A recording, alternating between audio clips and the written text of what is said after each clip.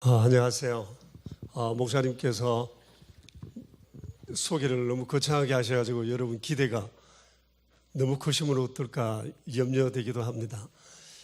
교회 사역을 하다 보면 다 고민이 있고 또 그 고민이 또 현장을 만들고 또 현장을 통해서 기뻐하면서 또 다른 사역을 계획하고 하는 것이 교회의 일반 패턴이라고 생각합니다. 저희 교회도 동일했고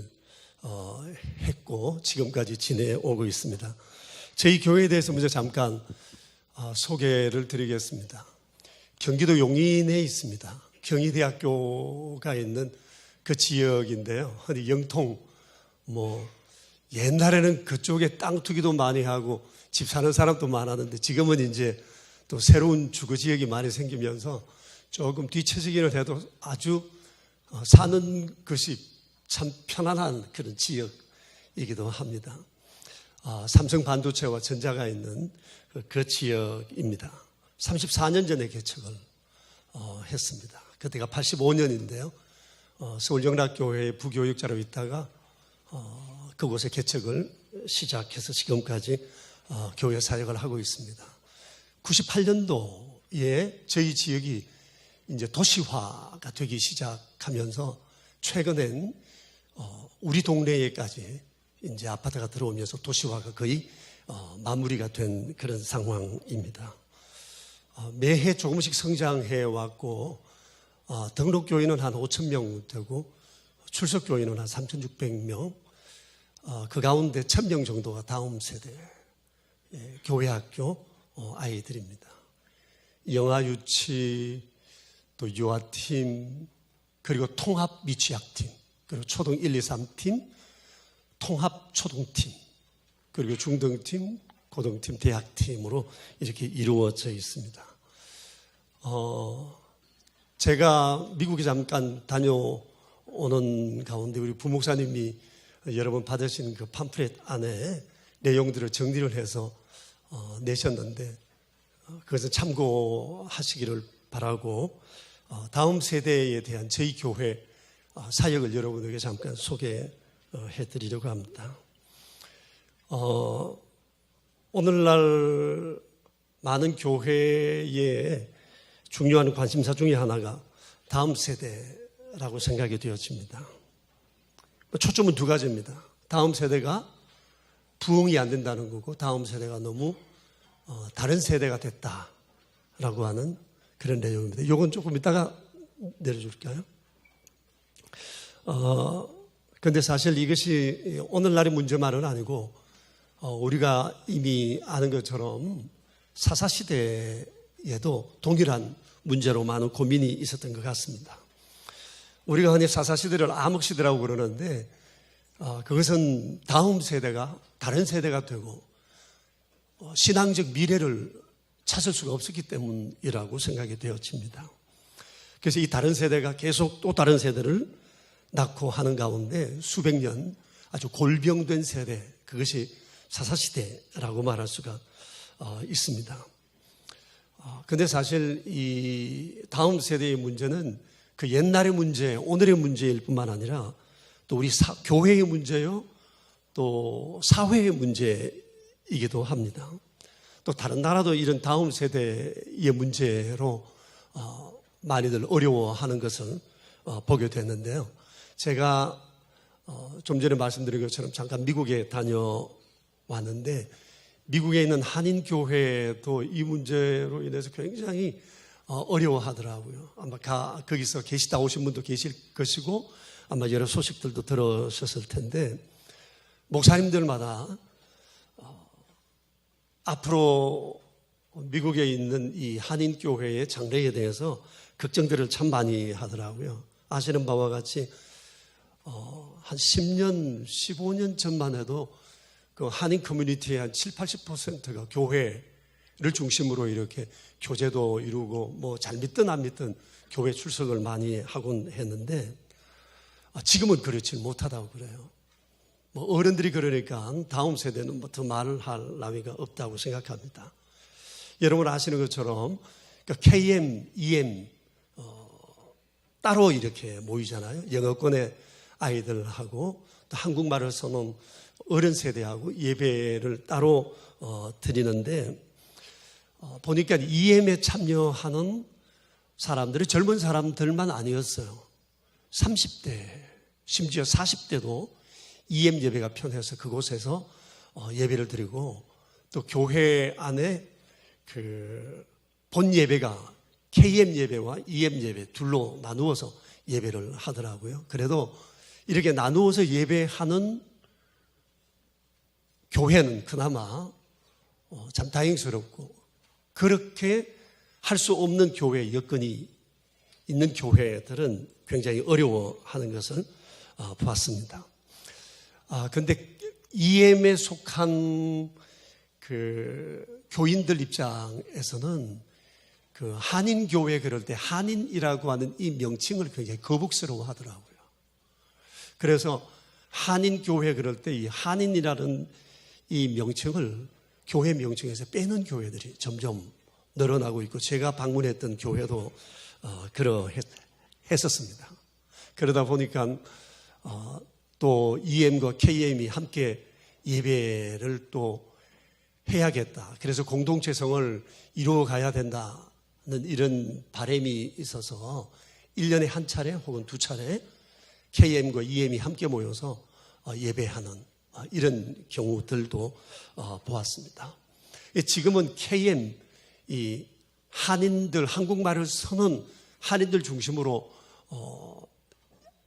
이 한인 예배가 교회 메인 예배당을 이렇게 쓰고 EM은 부속실로 가 있지만 많은 목사님들 얘기가 앞으로 메인 예배당은 EM에게 양보하고 KM이 부속실로 가야 한다. 그래야 이민교회의 미래가 있다라고 얘기를 하더라고요. 그런데 제가 보건대 문제는 기존 교인들이 이걸 못 받아들이고 있다는 거예요.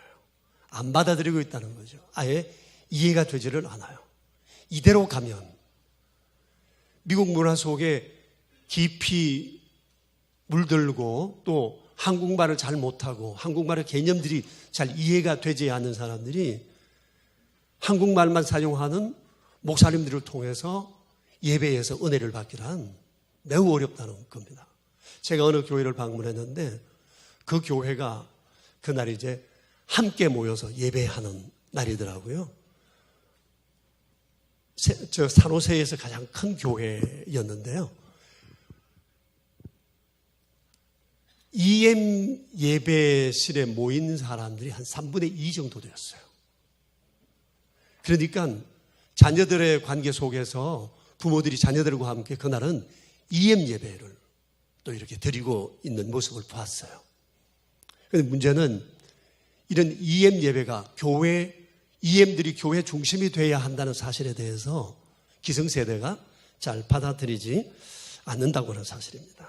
아무튼 지금 우리 한국교회는 또 세계 많은 곳곳에 있는 교회들이 다음 세대라는 큰 도전 앞에 서 있습니다. 그러면 이 문제를 어떻게 풀어가야 하나 그런 고민들이 우리 안에 있기 마련입니다.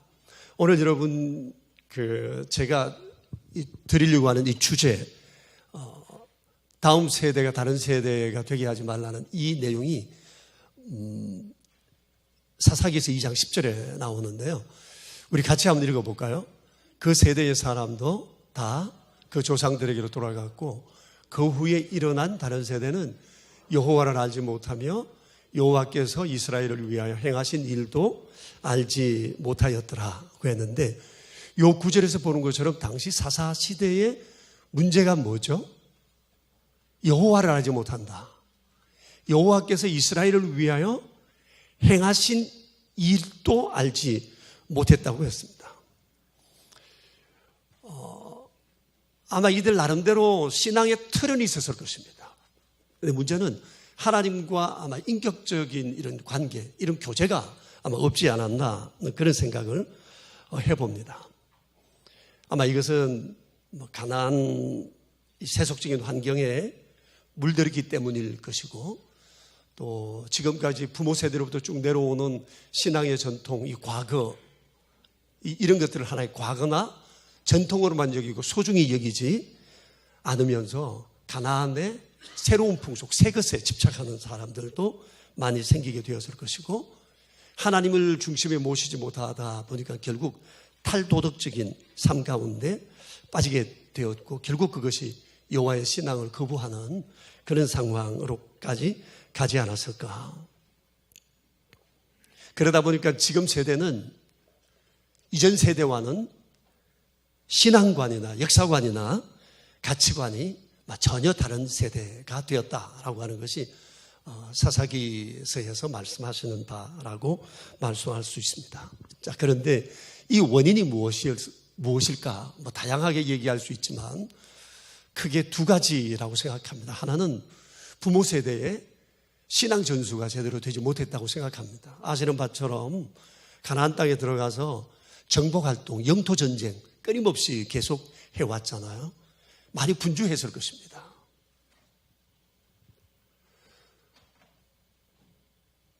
또 영토전쟁을 하게 되면, 전쟁에 승리하게 되면 모든 것들을 다 차지하게 되니까 아마 이로 인해서 부모들은 새로운 것, 소유에 대한 집착들이 많지 않았을까. 이런 분주함 때문에 자녀들을 돌보기가 어려웠을 것이고, 자녀들은 역시 태어나서 보니까 환경 좋고 부모들의 여러 가지 수고로 인해서 생활 편하고 이렇게 하다 보니까 이런데 물들어 있다 보니 결국은 신앙생활이나 이런 것에 관심을 가지는 일이 좀 덩한이 될 수 있었을 것이다.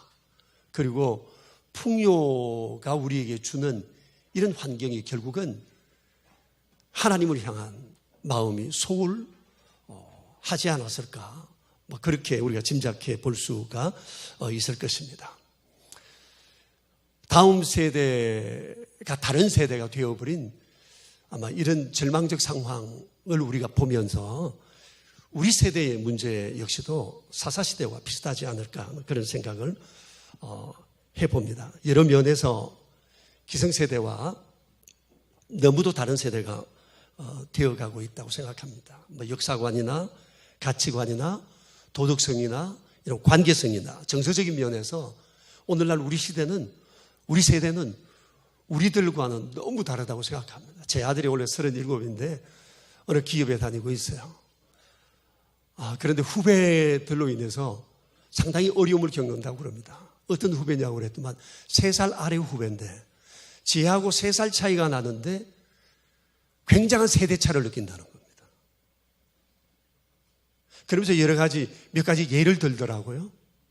지도 이해되지 아니하는 사고방식을 가지고 있다는 겁니다. 자, 3살 차이만 해도 30대 젊은이들 사이에 그런 갭을 느낀다면 오늘날 기성세대와 이 다음 세대 사이에 느끼는 이 간격은 의외로 크지 않나 생각합니다.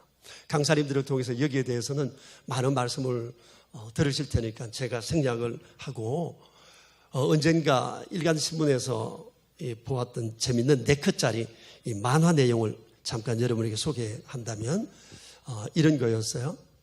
4컷인데 첫째 컷 3대가 한 자리 모였어요. 할아버지와 아버지가 손자에게 훈계하려는 그런 분위기였습니다. 둘째 컷 할아버지가 얘기합니다. 우리가 살던 이 일제시대 우리는 소나무 껍질도 못 먹었어. 그러니까 아버지가 또 얘기를 합니다. 아버지는 6.25를 겪으면서 풀죽도 제대로 못 먹었다. 그랬더니 이 젊은 손주가 아주 기분 나빠하면서 지방으로 들어가 책상 위에 발을 올리고 하는 말이 있습니다. 주스를 놔십시오 하는 말이. 다이어트 하려고 하는데 뭐 이렇게 자꾸 먹는 얘기를 해. 그랬다는 겁니다. 제가 그 만화 4컷을 보면서 느끼는 바가 많았어요. 이 커뮤니케이션이 안 되잖아요. 갭이 굉장히 크죠. 사실 이런 부분에 있어서 이런 차이를 느낀다면 아마